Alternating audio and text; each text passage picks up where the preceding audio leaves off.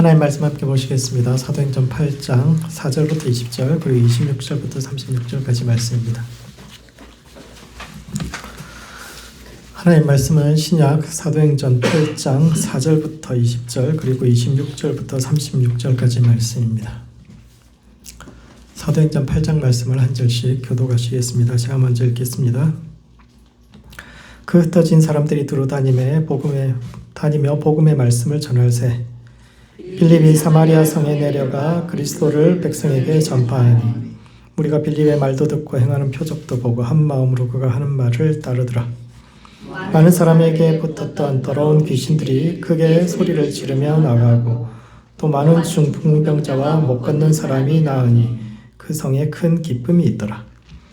그 성에 시몬이라 하는 사람이 전부터 있어 마술을 행하여 사마리아 백성을 놀라게 하며 자칭 큰 자라 하니 낮은 사람부터 높은 사람까지 다 따르며 이르되 이 사람은 크다 일컫는 하나님의 능력이라 하더라.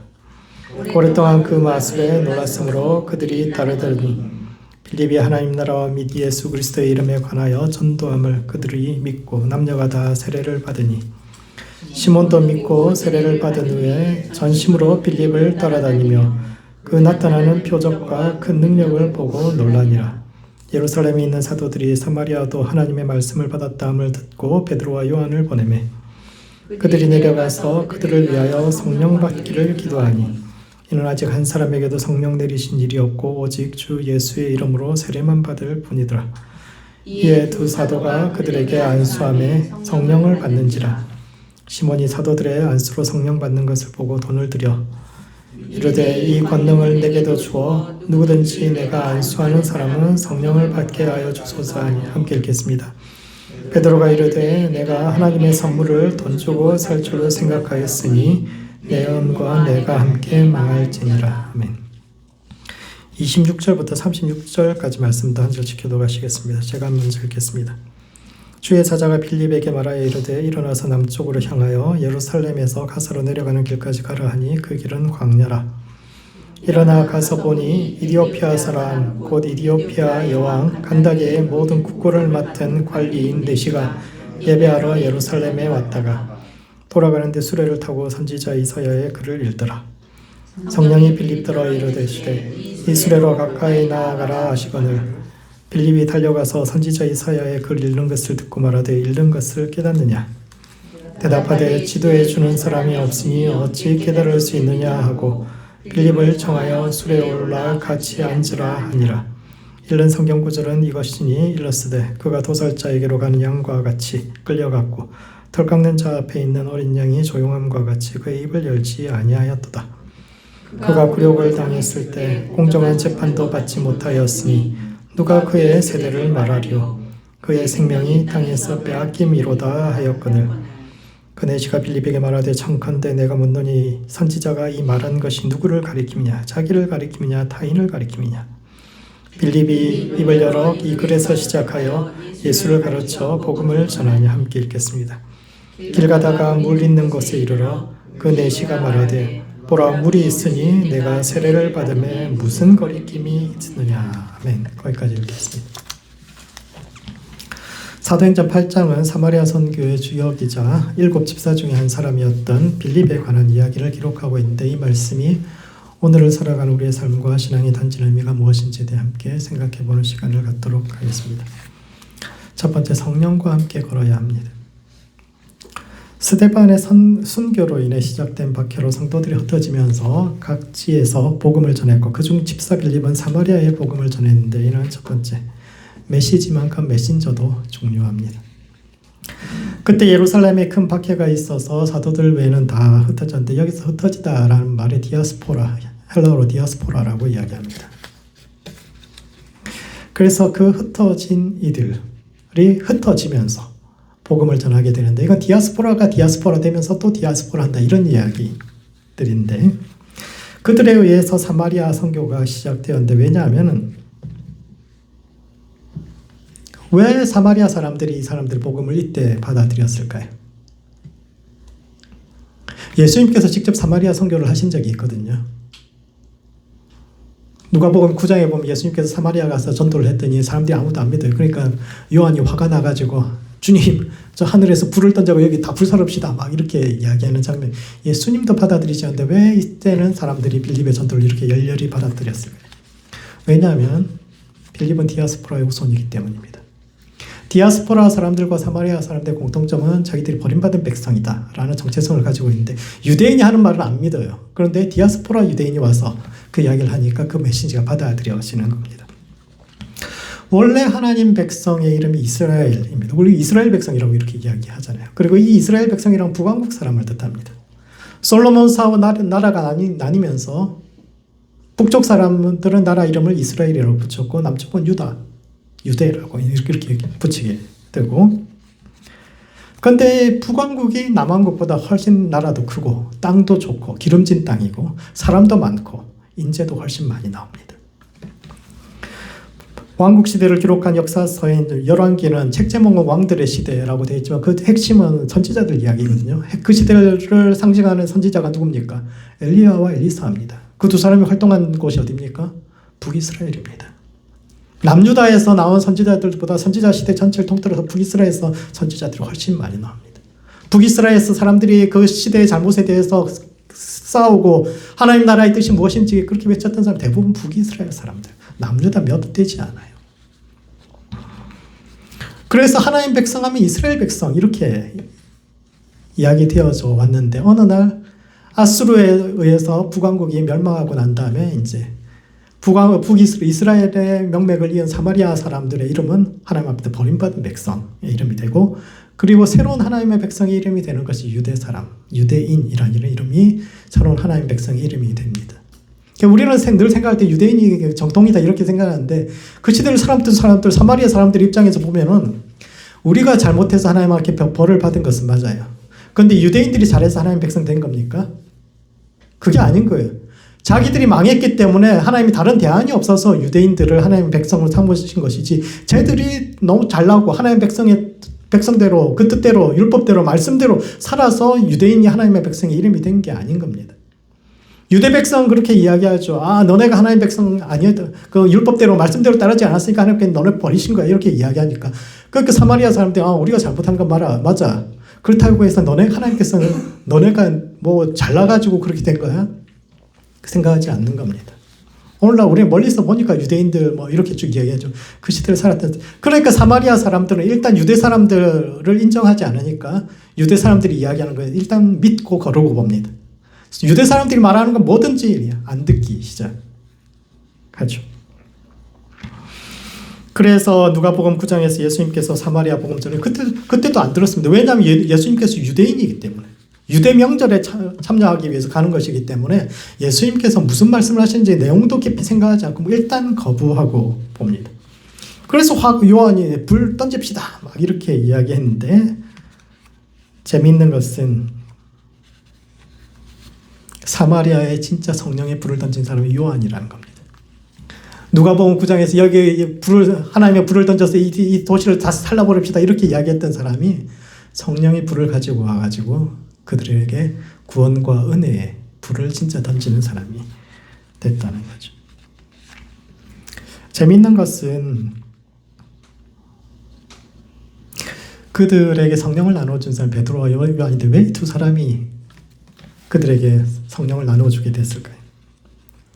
빌립이 사마리아 사람들에게 굉장히 열심히 복음을 전했을 뿐만 아니라 많은 병자를 고치고 굉장히 이적이 많이 나타납니다. 중풍병자 일어나고 사람들이 막 일어나요. 그래서 수많은 말씀도 잘하고 기적도 많이 일으켰는데 성령은 나눠주지 않습니다. 왜 그랬을까요? 말씀을 전하고 기적을 일으키고 하나님의 능력을 하는 것, 그것까지는 집사들한테 허용이 되는데 성령을 나눠주는 것은 사도들에게만 속한 어떤 권능이기 때문에 그랬을까요? 사도들이 좀 더 높은 권위를 가지고 있고 집사들이 그 아래의 권위를 가지고 있기 때문에 하나님께서 그건 허락하지 않으신 걸까요? 어떻게 생각하십니까? 여러분, 목사는 성령 못 나눠줘도 집사님이 할 수 있어요. 그 은사에 관한 거잖아요. 기본적으로 누가복음과 사도행전은 누가가 쓴 글입니다. 그리고 이 책의 저자가 의도 중에 하나는 이제 바울과 이방교회의 정통성을 주장하는 책. 증거입니다. 그렇기 때문에 이 책 전반을 걸쳐서 누가가 던지고 있는 질문 중에 하나가 누가 진짜 사도인가? 그리고 누가 진짜 하나님의 백성이고 누가 진짜 교회인가? 이런 질문을 던지고 있습니다. 3년이나 예수님을 따라다니고 부활하신 예수님을 직접 보고 그분한테 40일 동안 함께 지내면서 하나님 나라에 대해서 가르침 받았지만 승천하신 예수님 앞에서 이스라엘의 나라를 회복한 것이 이때입니까? 물었던 그 사람인가? 그렇게 오랫동안 예수님을 따라다니고 그리고 부활하신 예수님을 보았음에도 여전히 예루살렘이 세상의 중심이고 유대인만이 하나님의 택한 백성이며 메시아의 나라는 이스라엘의 정치적인 회복을 통해서 올 것이다라고 믿는 그 예루살렘 사람들이 진짜 하나님의 백성이고 그 사도들이 히브리파 사도들이 진짜 하나님의 사도들인가? 아니면 오직 성령이 너희에게 임하시면 너희가 권능을 받고 예루살렘과 온 유대와 사마리아와 땅끝까지 이르러 내 증인이 될 것이다라고 말씀하셨던 그 예수님의 마지막 말씀에 순종해서 진짜 땅끝까지 가가지고 그 당시 로마 세상 끝이잖아요. 세상 끝까지 가가지고 이름 없이 빛도 없이 복음 전하다가 순교했던 바울이 누가에게서 그 바울이 얼마나 중요한 스승입니까? 진짜 이방을 다니면서 수없이 얻어터지고 수없이 복음을 위해서 고난받고 수없이 낯선 사람들에게 무시당하고 괄시당하면서 복음을 위해서 그렇게 살았던 그 사람이 진짜 사도인가? 아니면 예루살렘에서 안전한 곳에 머무르면서 사람들 수천 명 모이는 그 회중들 안에서 설교하고 높임받고 그런 사람이 진짜 사도인가? 온 땅끝까지 가가지고 주님의 복음을 위해서 마지막 주님의 그 명령을 성취하기 위해서 했던 그 사람이 진짜 사도인가? 이런 질문을 던지고 있는 거거든요. 그런 점에서 사도들만 그 권위를 가지고 있다. 누가는 기본적으로 그렇게 생각하지 않습니다. 뿐만 아니라 성령이 사도들이 나눠주면 나뉘어지고 사도들이 주지 않으면 그렇게 생각하지도 않거든요. 실제로 그 사도행전을 쭉 읽다 보면은 베드로가 고넬료 집에 들어가서 설교하고 있는데 성령을 나눠주려고 하지도 않는데 그냥 성령이 그 집에 있는 이방인들에게 모두 임하는 것을 보게 됩니다. 하나님의 영은 인간이 통제할 수 없고 그냥 하나님이 앞서가시는 분이다. 이런 사고방식을 가지고 있는데 그럼에도 불구하고 왜 사마리아에서는 사도들을 통해서 성령이 각 사람에게 나눠졌는가? 기본적인 누가의 생각과 다른 이 흐름은 왜 나타났는가 쭉 생각해 보면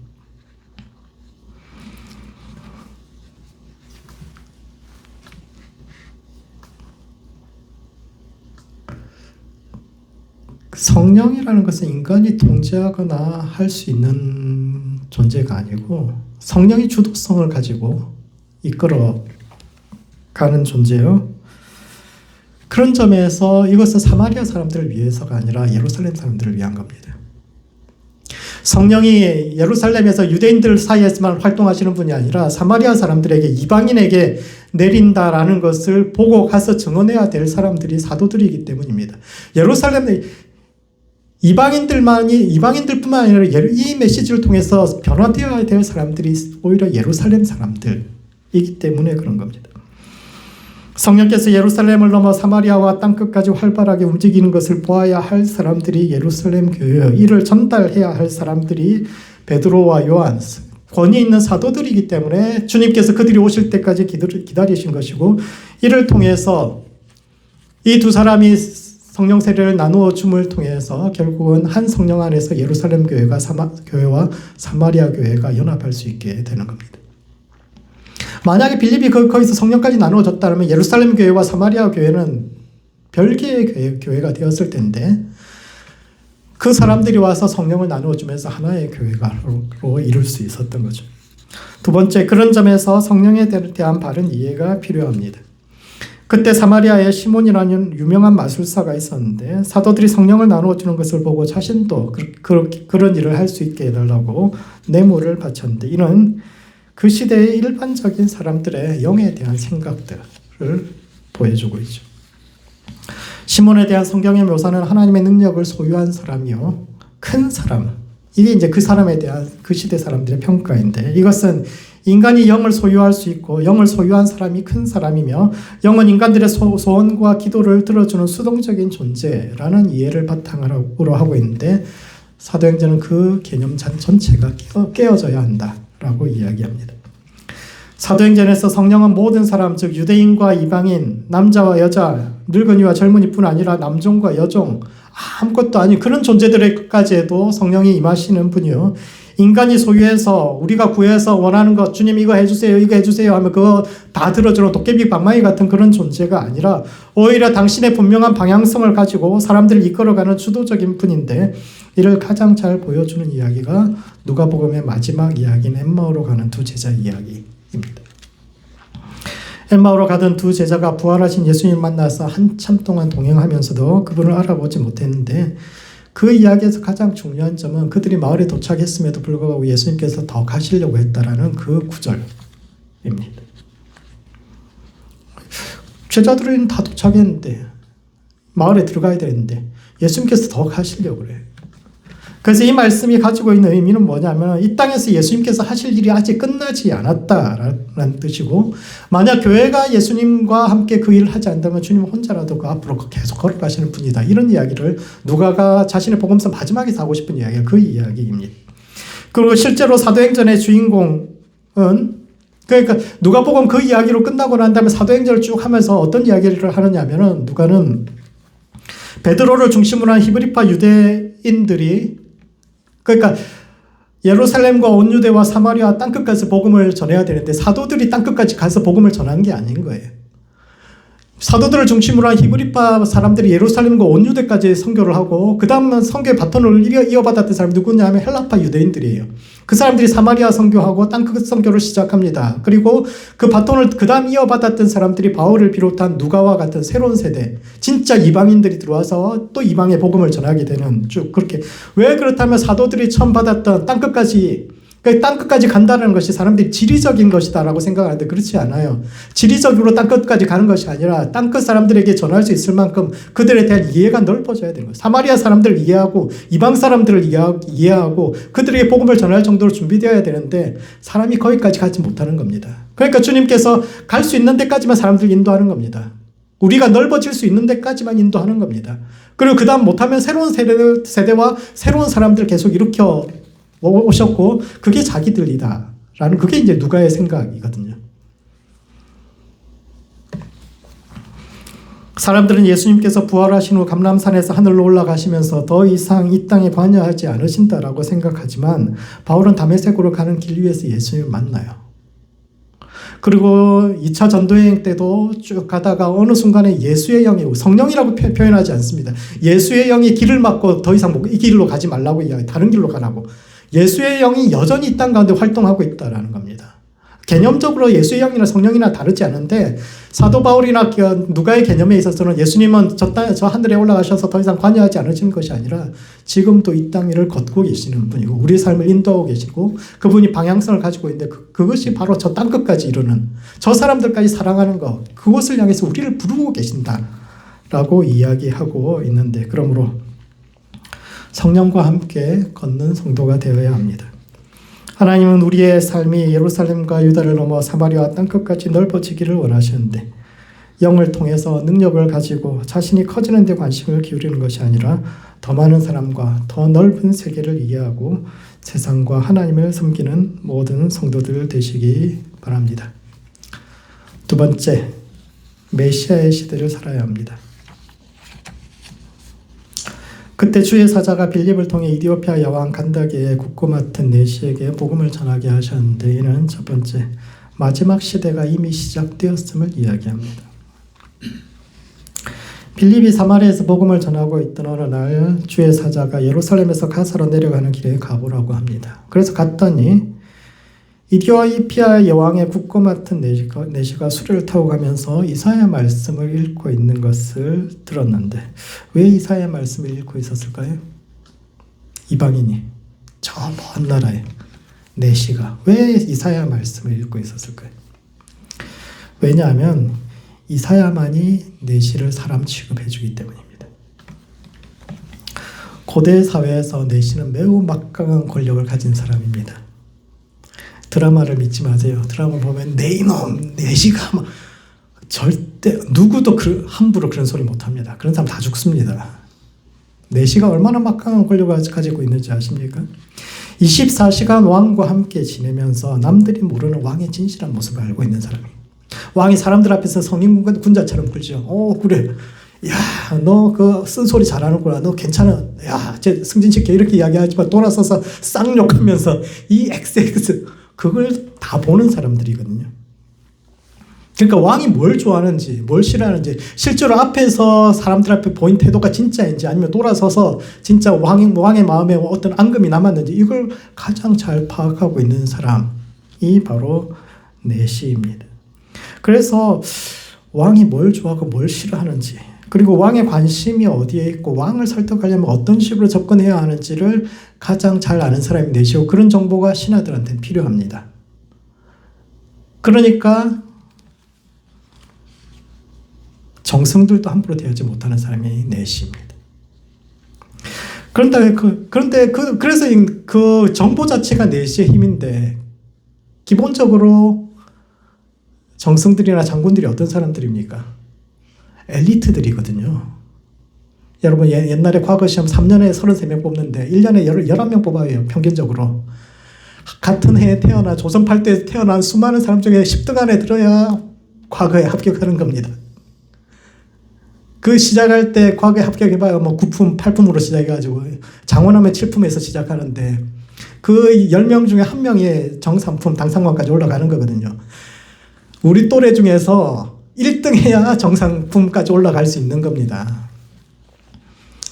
장군이면 저 전쟁터에 나가지고 죽기 살기로 싸워가지고 공적 쌓아가지고 해가지고 겨우 뭐 4품, 5품 이렇게 올라가는데, 그런 사람들이 내시 앞에 가서 오늘 왕의 기분이 어떤지, 좀 왕한테 뭔가 하려면 좀 어떻게 해야 되는지 고개를 숙이고 손을 비비고 뇌물을 찔러주면서 그렇게 해야 됐을 때 그 사람들이 어떤 생각을 하겠습니까? 내시가 잘난 사람들입니까? 신분이 뛰어난 사람들입니까? 신분이 뛰어났으면 안 됐겠죠. 가문이 좋은 가문에 태어났으면 내시 안 됐겠죠. 능력이 뛰어납니까? 공부를 잘합니까? 자기들은 죽으라고 공부해가지고 그렇게 했는데 그런 것도 아니에요. 그냥 왕의 옆에 있다는 이유 하나만으로, 왕한테 기분 잘 맞춘다는 이유 하나만으로 그 사람한테 자기들이 손을 비벼야 되니까 이 엘리트들이 돌아서서 얼마나 화가 나겠어요. 앞에서는 공공 오셨습니까? 뭐 필요한 거 없습니까? 제가 이렇게 하는데 돌아서서는 그 엘리트들이 얼마나 그 사람에게 화가 나겠어요. 야씨, 자칫 잘못했다고 내시한테 찍히면 그냥 가문이 멸문당하고 그런 걸 보니까. 그래서 앞에서는 고개를 숙이지만 돌아서서는 무시했는데, 그들이 내시들을 무시하는 근본적인 이유는 바로 남자도 아니고 여자도 아니고 어디에 속하지 못하는 존재. 이게 이제 그 사람들 공격하는 가장 중요한 이유가 되죠. 고대 사회에서는 이것도 저것도 아닌 중간적인 상태를 매우 불길한 상태라고 봅니다. 아이들이 문지방에 서 있지 말라고 그렇게 이야기하는 이유도 들어오든지 나가든지 그 중간에 서가지고 이쪽도 저쪽도 그 굉장히 불길하고 부정한 겁니다. 옛사람들이 중환제를 지은 자를 목매달아 나무에 걸어두는 이유도 땅에도 속하지 못하고 하늘에도 속하지 못하고 그다음에 중간에 붕 뜬 상태로 구천을 헤매는 그런 존재로 만들기 위해서 나무에 매달아 놓았는데, 그런 점에서 내시는 남자도 아니고 여자도 아니기 때문에 부정한 존재예요. 그래서 모든 종교 경전에서 내시는 부정하기 때문에 자신들의 신전에 들어올 수 없는 존재들입니다. 그런데 유일한 예외가 하나 있는데 그게 이사야서입니다. 이사야 56장에 보면은 고자는 나는 마른 나무라 말하지 말며 이방인도 여호와께 연합할 수 없다 말하지 말라고 이야기하는데, 이 사람은 이방인이고 고자입니다. 자기가 사람들이 앞에서 자기 앞에서는 국고 맡은 재정장관이니까 얼마나 사람들이 와서 공공 어떻게 해가지고 이번에 우리 부서에 돈 좀 주면 안 됩니까? 손을 비비고 쭉 하지만 돌아서서 자기를 얼마나 무시하는지 잘 알고 있죠. 그건 자기가 속할 데가 없어요. 속할 데가 없는데 유일하게 다 뒤져보니까 유일하게 자기를 받아주는 존재, 그런 신이 존재인데 그게 이스라엘의 하나님, 그리고 그의 선지자 이사야. 세상 모든 사람이, 그리고 세상의 모든 신이 자기를 거절하는데 오직 이스라엘의 하나님과 그의 선지자 이사야만이 고자도 하나님 백성 될 수 있다고, 자신 같은 사람도 하나님께서 받아들여 주신다고, 그래가지고 그 하나님을 만나기 위해서 먼 길을 걸어서 이스라엘까지 찾아왔죠. 그런데 성전에 들어갔을까요? 못 들어갔을까요? 못 들어가죠. 어떻게 내시가 고자가 성전에 들어갑니까? 자기는 이사야의 글을 읽고 이스라엘의 하나님이 자기를 받아들여 주는 줄 알고 해서 왔는데 정작 예루살렘에서 성전에 들어가 보지도 못하고 돌아갑니다. 왜냐하면 모세의 율법에도 고자는 부정한 자요 여호와의 총에 들어올 수 없다라고 명확히 기록되어 있기 때문에 자기가 이사야의 말만 듣고 왔다가 그것 때문에 못 들어가고 다시 돌아가는 길입니다. 자, 그렇다면 이 충돌을 어떻게 이해해야 할까요? 모세와 이사야는 율법과 선지자를 대표하는 이들이요, 둘 다 하나님의 사자, 하나님의 보내신 사람들인데 한 사람은 고자도 들어갈 수 있다고 이야기하고 한 사람은 절대 못 들어간다고 이야기하는데 둘 중에 누구 말이 맞을까요? 자, 투표해 봅시다. 모세가 옳다. 0표. 이사야가 더 옳은 것 같다. 0대0 비겼습니다. 어떻게 생각해야 될 거예요? 둘 다 하나님의 율법 시대를 대표하고 선지자 시대를 대표하는데 둘이 다른 이야기를 하는데 어떤 말을 받아들여야 합니까? 어떤 사람들은 둘 다 하나님의 영감을 받았지만 영감에도 순도가 있어서 예언자들은 꿈이나 환상으로 하나님을 만나지만 모세는 하나님과 얼굴과 얼굴을 대면해서 본 사람이기 때문에 모세의 말이 근본적으로 더 권위가 있다. 따라서 못 들어온다. 이렇게 주장을 했고, 다른 사람들은 계시에는 점진성이 있어서 최근에 말씀하신 것이 더 영감의 순도가 있다. 이렇게 주장합니다. 그러니까 옛날 사람들은 무식해서 소잡고 양 잡아서 제사 드리라고 하니까 하나님이 사람들처럼 밥이 필요하신가 보다. 그러니까 우리 매일 제사밥 올리듯이 그렇게 매일 빵 올려주고 고기 올려주고 그렇게 해야 하나님이 드시나 보다 생각했지만 실제로 하나님께서 그런 것이 아니라 옛날 사람들이 잘 몰라서 그런 거고, 시간이 지나다 보니까 정말 예배의 본질은 하나님과 연합이요, 모세오경에 나타난 진설병이나 촛대나 향은 말씀과 찬송과 헌금 등을 상징하는 것이고, 따라서 후대의 이해가 좀 더 본질적인 것이다 라고 이렇게 이사야가 좀 더 옳다 이렇게 했는데, 둘이 실컷 싸우다가 결론이 어떻게 됐느냐, 타협으로 나온 것이 둘 다 옳다. 그런데 이사야의 예언은 메시아의 시대, 즉 사자가 어린 양과 띠놀고 어린아이들도 함께 뛰노는 그 시대가 되면 그때는 고자도 들어올 수 있다.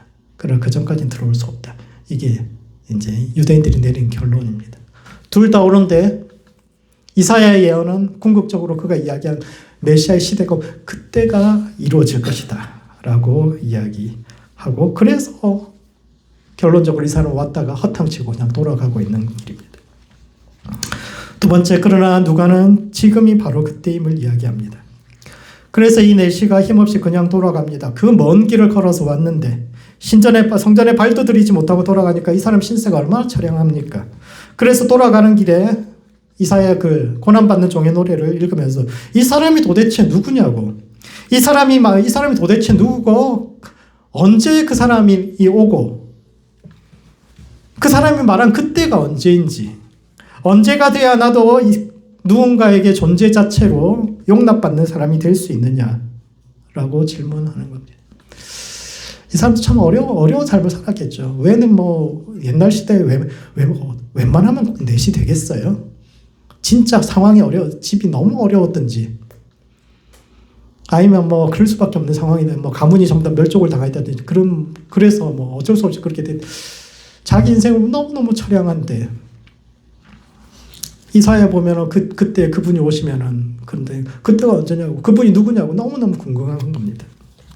그래서 그 질문을 했더니 빌립이 했던 이야기가 지금이라고 이야기합니다. 오늘 우리가 함께 읽었던 본문 36절 뒤에 보면 37절의 내용은 없음이라고 적혀 있는데, 헬라어 원문에 보면은 두 절이 들어 있습니다. 헬라어 원문에는 빌립이 만일 네가 온 마음으로 믿는다면 가능하다 라고 이야기했고, 이에 내시가 나는 예수 그리스도 하나님의 아들이심을 믿는다 라고 답하는 장면이에요. 그러니까 내려가서 바로 세례를 주는 장면이 나오는데, 이것은 마음으로 믿으면, 즉 육체의 완전이 아닌 마음의 완전히 하나님과의 연합으로 들어가는 근본이요, 지금이 은혜 받을 만한 때요, 지금이 곧 구원의 때다 라고 이야기하며, 따라서 우리는 이미 메시아가 온 시대를 살아야 한다라는 것을 이야기합니다. 유대인들은 이 내시를 거절합니다. 왜냐하면 메시아가 아직 오지 않았기 때문입니다. 이사야의 말씀은 근본적으로 옳지만 아직까지 메시아가 오지 않았기 때문에 우리는 이 산을 받아들일 수 없다라고 이야기하는데, 그렇다면 그리스도인들은 어떠해야 하는가? 이 질문을 누가가 던지고 있는 겁니다. 유대인들은 아직 메시아가 오지 않았기 때문에 저 사람 이방인들 그리고 내시 받아들일 수 없다라고 이야기하는데, 우리는 이미 메시아가 왔다고 믿는 사람들인데, 그리스도인들인데, 그렇다면 우리는 저 사람에 대해서 어떤 태도를 취해야 하는가를 질문합니다. 예수님의 초림은 이루어졌지만 아직 재림은 이루어지지 않았기 때문에 유대인들처럼 예언자들의 말씀은 언젠가 미래에 이루어질 일이요, 따라서 사자가 어린 양과 띠 놀 때까지 손 놓고 기다려야 하는가? 아니면 지금 이곳에서부터 이미 그 나라가 시작되었다라고 선포되면서 우리 삶에서부터 벽을 뛰어넘어서 유대인과 이방인이, 장애인과 비장애인이, 주인과 종이 모든 차별을 뛰어넘어서 하나 되어가는 새로운 세상을 만들어 갈 것인가를 질문하고 있는 겁니다. 그래서 이 장면이 굉장히 중요한 터닝 포인트가 되는 거죠. 우리는 메시아를 믿는 사람으로 산다는 것이 어떤 것인가를 질문하는 겁니다. 그런 점에서 바울 신학의 핵심은 지금이 그때라고 이야기합니다. 고린도후서에서 바울은 보라 지금은 은혜 받을 만한 때요, 보라 지금은 구원의 때라고 이야기하는데, 이 말씀 역시 이사야서의 인용이면서 이미 우리는 메시아의 시대를 살고 있으며 따라서 그 나라가 지금 이곳 우리의 삶에서부터 이루어져야 한다라고 이야기합니다.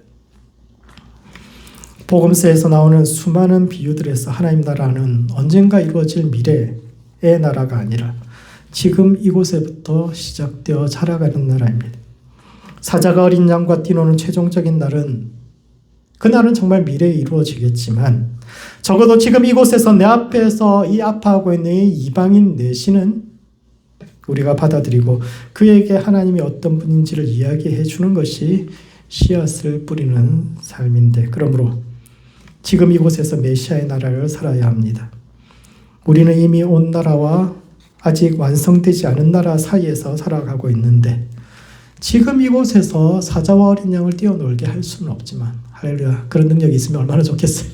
사자와 어린 양을 사이좋게 지내게, 그런 능력이 없지만 그럼에도 불구하고 적어도 우리 생각에 들여서 사마리아 사람들 그리고 고자들, 내시들, 이방인들 받아들일 수 있어야 하는데, 이와 같이 오늘 나의 삶에서 내가 다가가야 할 나의 사마리아 사람과 이디오피아 내시가 누구인지에 대해서 깊이 고민하는 성도들 되시기 바랍니다. 할렐루야. 우리 교회도 그런 사람들이 좀 와야 될 텐데. 제가 한국에서 사역할 때 김동호 목사님이 머리 노랗게 염색하고 이런 애들 오면은 되게 환영했거든요. 장로님들이 쟤들 예수 믿을 수 있겠냐고 막 이야기했는데, 그때는 그런 사람들 별거 아니잖아요. 사실 뭐 머리 노랗게 염색은 뭐 그게 뭐라고, 그때는 그게 그렇게 장로님들 눈에 거슬려가지고 막 귀찌하고 코찌하고 남자애들이 그러고 있으면 좀 곤란하긴 곤란해요. 우리 아주 보수적인 우리가 보기에는. 처음에 영락교회에서 옛날에 그 밴드 그 드럼하고 들어왔을 때 대자보가 붙고 난리가 났거든요. 어떻게 감히 거룩한 하나님의 성전에서 드럼을 치면서 예배드릴 수 있냐. 요즘 안 치는 데가 없어요. 우리의 사마리아 사람과 우리의 이디오피아 내시가 누군지 생각해 봐야 합니다. 말씀을 정리하겠습니다. 사도행전 8장에는 사마리아 선교를 주도했던 빌립의 이야기가 나오는데, 첫 번째 성령과 함께 걷는 성도가 되어야 합니다. 그때 사마리아 사람들이 흩어져 가던 이들로부터 복음을 받았는데, 왜냐하면 디아스포라 사람들과 그들은 버림받은 백성이라는 공통점이 있었기 때문이요. 베드로와 요한을 통해서 성령을 나누어 주신 것은 예루살렘 사람들의 선민의식을 깨뜨려서 땅끝까지 이르는 넓은 사람이 되게 하기 위함이요, 그리하여 예루살렘과 사마리아가 화해를 이루게 되는데, 이와 같이 성령과 함께 우리 자신을 깨뜨려 더 넓은 세상을 주님과 함께 걷는 모든 성도들 되시기 바랍니다. 두 번째, 메시아의 시대를 살아야 합니다. 내시가 이사야의 말씀을 읽었던 이유는 그만이 자신을 있는 그대로 받아들여 주었기 때문이지만, 정작 예루살렘에 와서는 아직 메시아의 시대가 오지 않았기 때문에 성전에 들어갈 수 없다는 매정한 말만을 들었지만, 빌립은 지금이 그때요, 지금이 구원의 날이라고 선포함으로써 메시아의 시대를 우리 삶에서 지금 여기서 살아야 한다라고 이야기했는데, 이와 같이 오늘 내 삶에서 내가 다가가야 할 나의 사마리아 사람과 이디오피아 내시가 누구인지를 이해하여 삶으로 천국을 살아내는 모든 성도들 되시기 바랍니다. 기도하시겠습니다. 성령과 함께 걷는 성도 될 수 있도록 자신을 위해서 기도합시다. 우리의 삶이 넓어질 수 있도록 예루살렘과 사마리아와 땅끝까지 이르러 그곳에 복음을 전하는 성도 될 수 있도록 자신을 위해서 기도하시고, 두 번째는 메시아의 시대를 사는 성도와 교회 될 수 있도록 서로를 위해서 함께 기도합시다. 이미 그 시대가 온 것처럼 삶에서 기쁨과 행복을 누리며 살아가는 성도 될 수 있도록 이제 곧 임할 그 하나님 나라를 자신의 삶에서부터 선포하는 성도와 교회 될 수 있도록 서로를 위해서 함께 기도하시겠습니다.